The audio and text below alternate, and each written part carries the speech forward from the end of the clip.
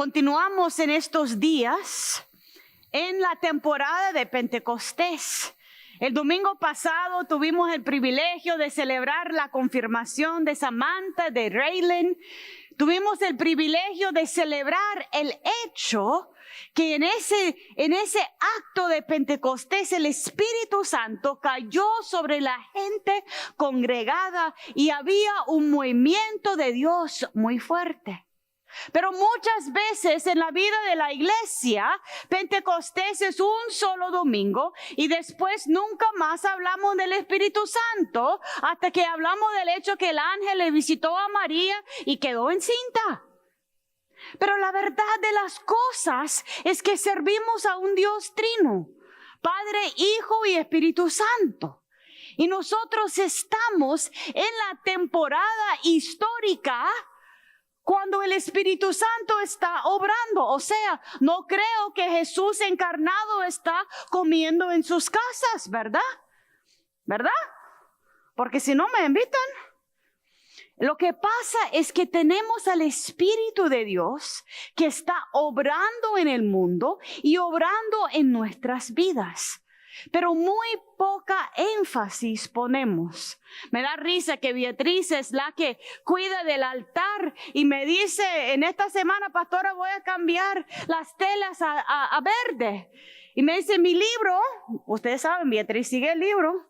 Mi libro dice que en la temporada de Pentecostés, las telas deben de ser verdes. Sí, yo le digo, yo sé, pero dame una semana más de rojo, porque quiero que la gente vea el movimiento del Espíritu de Dios. Pero literalmente en la temporada litúrgica de la iglesia de Pentecostés es la más larga de todo lo que hay. Comienza del domingo de Pentecostés y va 22 domingos hasta llegar a Adviento. ¿Y por qué las telas son verdes? Porque es un símbolo del hecho que por el movimiento del Espíritu Santo en nosotros debemos de estar creciendo como verdes plantas en nuestra fe. Pero para crecer tenemos que estar atentos al movimiento del Espíritu de Dios en nuestras vidas. Quiero hacer un resumen de lo que estaba pasando en ese texto de Hechos 2. Primero, el domingo pasado sabemos que había judíos de todo lugar que habían congregado en Jerusalén. ¿Sabe por qué estaban en Jerusalén? Los judíos estaban en Jerusalén celebrando algo que se llama el Festival de Semanas, que fue un festival judío que se celebraba el hecho que Moisés recibió los 10 mandamientos. Recibió las tablas cuando subió a la montaña. Y para mí es muy impactante considerar que Dios decide moverse en ese festival de Weeks cuando están celebrando la llegada de los 10 mandamientos y todo el mundo congregado en Jerusalén, de todas partes de Mesopotamia, y allí comienza el Espíritu caer. A veces nosotros pensamos que la ley de Dios es algo antigua. Solamente es algo escrito, algo del pasado que nosotros podemos honrar. Pero en ese evento de Pentecostés, el Espíritu de Dios cayó y se manifestó sobre cada persona como llama de fuego, ¿verdad? ¿Conocen esa historia? A cada individuo estaba una llama de fuego. Y luego Pedro comienza a hablar del profeta Joel, que decía, en los últimos días el Espíritu de Dios va a caer y cada persona va a recibir el llamado de Dios, los hombres viejos y jóvenes, las mujeres y los hombres, la gente esclavizada y no esclavizada, Nosotros en esta temporada como que a veces no entendemos el impacto de lo que pasó. Dios estaba diciendo, cada persona tiene el movimiento de mi espíritu en su vida. Toca a tu vecino y dígale, el espíritu de Dios está en usted. Tócale. Ahora, el espíritu de Dios está en usted. Y lo otro interesante es que ese espíritu de Dios es un espíritu igualador, esclavo y libre, poderoso y no con mucho poder en la sociedad, viejo y joven, mujer, hombre. El Espíritu de Dios nos ve por igual a cada uno de nosotros. Y comienza la gente a preguntar. Entonces Pedro está predicando en su acento de Galilea y la gente le está entendiendo en los múltiples idiomas que hablan. Porque Dios entiende nuestra diversidad. A veces las personas necesitan escuchar de Dios en una manera distinta a como usted necesita escuchar. Pero el Señor se mueve a cada persona para mover en su vida y después toda la gente conmovida y comienzan a preguntarse, ¿y ahora qué hacemos? ¿Qué hacemos cuando el Espíritu cae de esa manera? Y Pedro le dice, hay que arrepentirse cada uno y ser bautizado. Hay que venir de donde estaban perdidos. Hay que venir de solamente recordar los 10 mandamientos, de vivir con un Dios vivo que está cayendo en este momento. Hay que venir de las partes donde te has perdido. Hay que arrepentirse, venir a los pies de un Dios vivo, bautizarse como bañarse en la noche después de un día duro. Y luego dice que la gente comienza no a discutir sus creencias. La gente comienza a vivir juntos. Estudian juntos. Los maestros allí comparten pan cada quien. Están en los templos, pero también se van casa por casa compartiendo todos los bienes, les ponen en común. Y cada quien tiene lo que necesita. Y dice que el Espíritu de Dios se mueve de tal manera que ellos están asombrados al Dios vivo. Yo siento que a veces como Iglesia Universal estamos tan enfocados en lo que creemos o lo que hemos hecho por siglos que perdemos lo vivo de Dios. Y perdemos el hecho que cuando compartimos el caminar en la fe juntos, comenzamos a ver el movimiento del Espíritu de Dios en las vidas. Esta semana, algunos tal vez saben que encontramos una familia viviendo en el parqueo de Epworth. 2 niños de 5 años, un niño de 6. Gente sin lugar donde ir, la gente del condado intentando. Por fin yo le dije a doña Beatriz, ya no aguanto. Tomé dinero del fondo del discreción del pastor y le dije a la gente, eso no va a resolver todo, pero váyanse por favor por una semana completa a un hotel. ¿Ese dinero de dónde vino? No es mi dinero, es tu dinero. Es el dinero que la iglesia ha dado al fondo de la discreción del pastor para ayudar a la gente.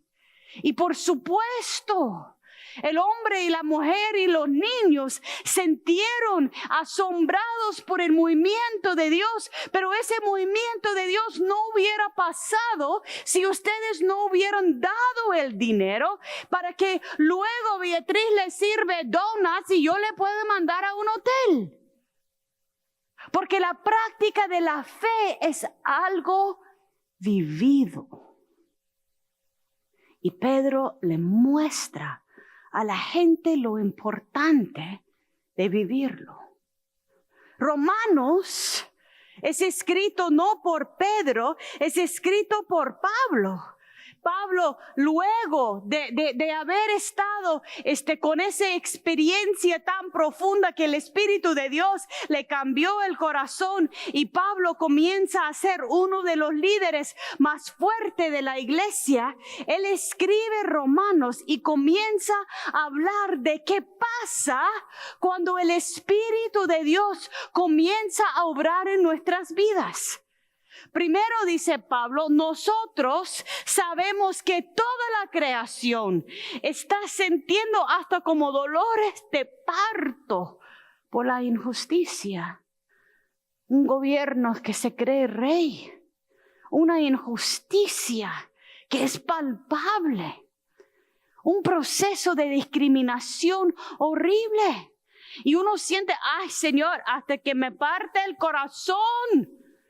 Pablo dice, estamos igual que la creación, gimiendo con dolores de parto, y nosotros internamente, pero nosotros tenemos las primicias del Espíritu de Dios.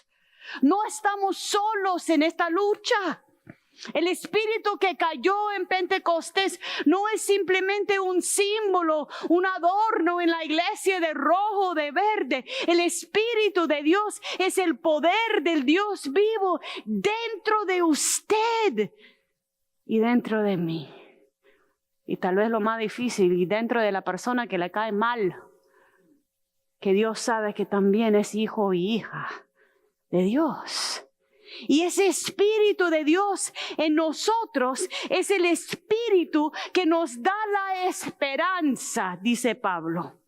Y cuando estamos queriendo luchar, queriendo seguir adelante, queriendo ser fuerte, queriendo creer que Dios está guiándonos, la esperanza es esencial.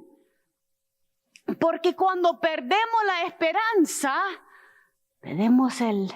perdemos el fervor de seguir luchando. Esperanza, dice Pablo, no es algo que se ve, porque si lo puede ver enfrente de uno, no es esperanza.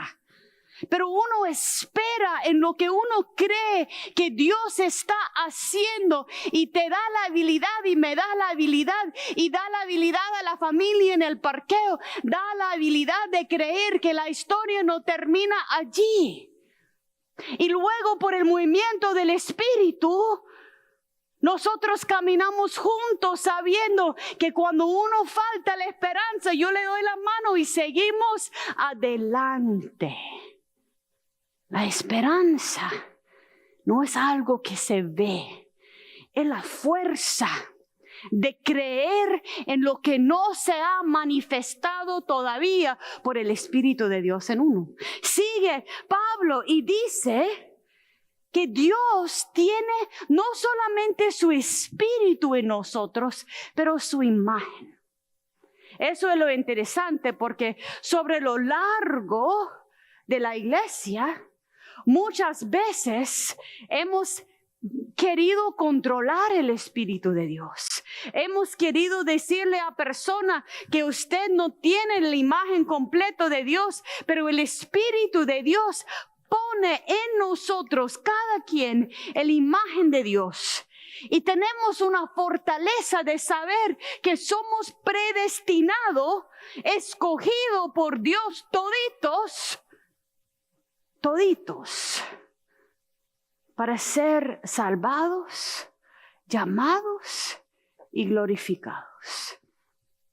El Espíritu te recuerda que tu vida importa. Sigue Pablo y habla del hecho que el Espíritu en los momentos que estamos más perdidos, los momentos cuando los obstáculos son tan grandes, es el Espíritu que intercede con gemidos que son más fuertes que palabras. Porque a veces solo necesitamos el Espíritu detenernos, porque no hay palabras ni lógica para entender qué está pasando. Y Pablo termina diciendo, nunca jamás deben de olvidar que ustedes, nosotros somos vencedores en Cristo. Cuando el mundo intenta decirte que no tiene lugar, que los papeles son indicación de su valor, que tu cargo en tu trabajo determina tu valor, que la iglesia te dice que no puede predicar porque sos mujer o porque sos gay. Dice el Espíritu de Dios que no hay nada que puede separarte del amor de Jesucristo y de la fortaleza que da. Somos más que vencedores por lo que Dios ha puesto en nosotros. Volviendo al tema, yo creo que en parte la iglesia no pone mucha énfasis en el Espíritu Santo porque nos da miedo. El Espíritu Santo no es algo que podemos controlar. El Espíritu Santo es Dios vivo. Es el Espíritu que siempre está renovando las cosas. Es el Espíritu que siempre está empujándonos a crecer. Si uno se fija en tantas preguntas que la gente le lanza a Jesús, quieren ponerle en un encrucijado donde tiene que decir blanco o negro. Y nosotros hacemos eso con mucho en nuestro mundo. Son conservador, son liberal. Son blancos, son negros. Son correctos, son incorrectos. Son cristianos, no son cristianos. Y Jesús, en cada momento que le pone ahí, Jesús busca una manera basado en la práctica de la fe que no escoge de los dos lados. Y le voy a dar un ejemplo. Primero la gente viene a Jesús y le dice, Señor, ¿a quién debemos de pagar impuestos? Porque si Jesús es el rey César no tiene lugar. Jesús no recibe el blanco y negro de su pregunta que le pone enfrente. Jesús le dice, hay que pagarle a César lo que le debe a César, pero a Dios lo que le debe a Dios. ¿Y qué es que uno le debe a Dios? Pues todo. Paga un poquito de los impuestos a César si te pide, pero tu vida completa va a Dios. Lo mismo le pasó con ese texto de la ley. La gente farisea le llega a Jesús y le dice, hay 600 leyes, Señor. ¿Cuál es el más importante? Porque quiero ignorar a todo lo demás. Y Jesús le dice, primero hay que amar al Señor tu Dios con todo tu alma, con toda tu mente, con todo tu corazón. ¿Cuánto tiempo lleva eso? Pues toda la vida. Amar a tu Dios completo. Y el segundo, dice Jesús, es amar a tu prójimo como a ti mismo. Jesús no responde al sí o no de la pregunta porque su espíritu es más poderoso y siempre busca un camino diferente. Entonces, a continuación, después que Jesús ha dicho que tiene que amar a su prójimo, comiencen a preguntar, entonces, ¿quién es mi prójimo? Han preguntado eso, ¿verdad? Verdaderamente, Señor, ¿quién tengo que cuidar? ¿Esa persona? Yo no creo que esa persona te agrada. Esa persona es vulgar. Esa persona no es correcta. Esa persona no puede ser mi vecino. ¿Y qué fue la contestación de Jesús a esa pregunta? ¿Quién es mi vecino? ¿Alguien sabe? Jesús cuenta una historia. ¿Sabe cuál historia? Del buen samaritano. Comienza a hablar. Los samaritanos fueron judíos quienes habían sido expulsados por no tener creencia ortodoxa. Y Jesús dice, tu vecino es la persona que actúa con amor. Un hombre golpeado en la calle y pasa primero el padre, el sacerdote religioso y le ignora. Y luego pasan los líderes religiosos y ¿qué hacen? Lo ignoran. Y por fin pasa un samaritano. ¿Y qué hace el samaritano? Le levanta al Señor, le lleva y paga para que le cuiden. Y Jesús le dice, el samaritano es quien entiende quién es su vecino. Ve que Jesús por su espíritu no simplemente permite que le dejen en una caja. Así que nosotros como iglesia tenemos que estar abiertos al movimiento de un espíritu que está renovando las cosas.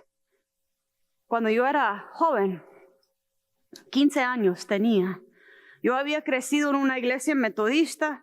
Ya ustedes saben, mis padres y abuelos y bisabuelos fueron metodistas.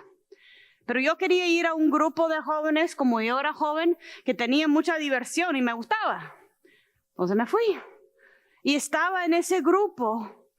Y al rato me llama el pastor titular, no el pastor de jóvenes. Y me dice, necesito tener plática con usted. Y me siente el pastor. ¿Y qué?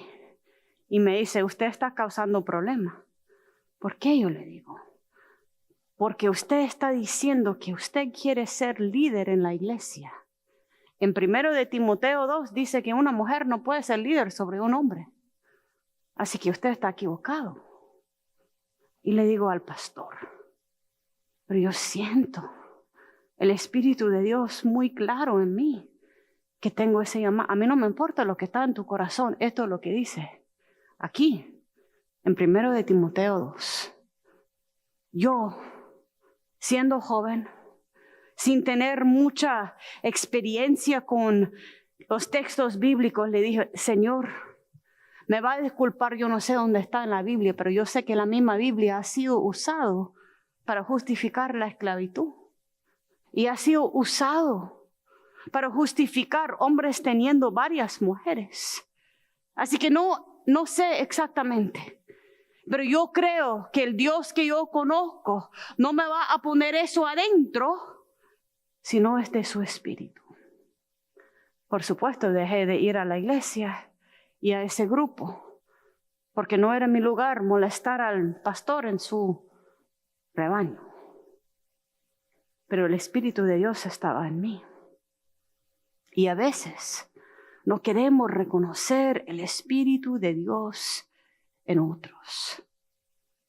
El domingo de Pentecostés marca un momento en que Dios nos recuerda que su ley es importante. Muchas veces vinieron donde Jesús y le dijeron, ¿usted viene a borrar la ley? ¿Y sabe qué le contestó Jesús? ¿Quién sabe? Él dijo, yo vengo a cumplirla, no borrarla, cumplirla. Cumplirla con su espíritu. A veces estamos tan apegados a lo que sentimos, lo que hemos aprendido, lo que era la iglesia antes, lo que alguien nos ha dicho que la Biblia dice, que no estamos dispuestos a que el Espíritu de Dios mueve en nuestras vidas y nos da todo lo que necesitamos para seguir adelante. Así, en conclusión, yo espero que nosotros seamos una iglesia llena del Espíritu de Dios. No solamente de palmas y adoración y gritos y manifestación de hablar en lenguas, pero de un Espíritu vivo que está renovando nuestras vidas y impulsándonos a ser fuerte y fiel en el llamado de Dios en cada quien. Que así sea el Espíritu de Dios. Amén. El esplendor de un rey, vestido en majestad, la tierra alegre está, la tierra alegre está, cubierto está de luz. Venció a la oscuridad y tiembla su voz, y tiembla su voz. Cuán grande es Dios, cántale cuán grande es Dios, y todos lo ven.